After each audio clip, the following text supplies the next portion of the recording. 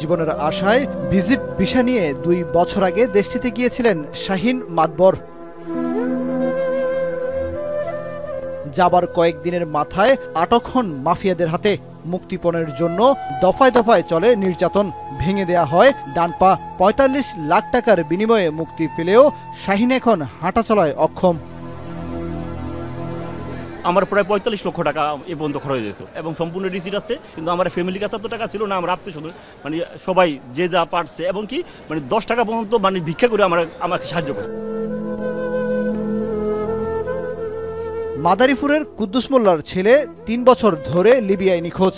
নিজেও কয়েক দফা সেখানে মাফিয়াদের হাতে আটক হয়েছিলেন।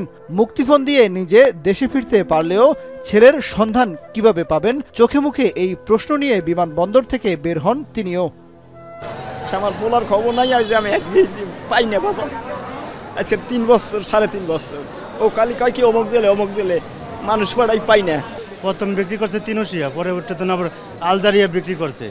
ওই জায়গার তো আবার লিবিয়া নিয়ে গেছে, লিবিয়ার থেকে আবার এই 3 বছর জেল কাটতে আইলাম।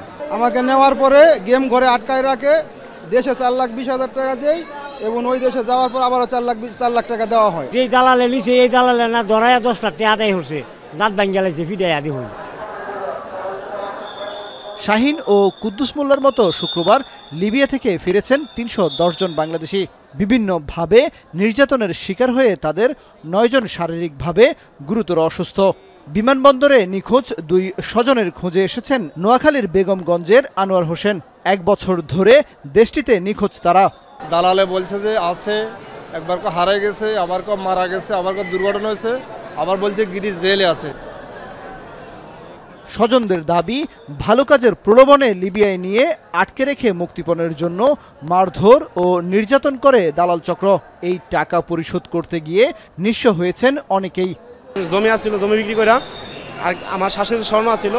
পরে আমরা আত্মীয়-স্বজন যারা আছে সবাই মিলে প্রায় 8 লাখ টাকার মতো ওনাদেরকে 2-3টা কিস্তিতে টাকাটা দিচ্ছে। যে ওর সাথে অন্যায়টা হয়েছে, ওরকম মানুষ আমাকে পাশে দাঁড়ানোর মতো নাই। আলফাস, রাসেল, আনিস ওরা নিজে ধরাইছে বাইরে।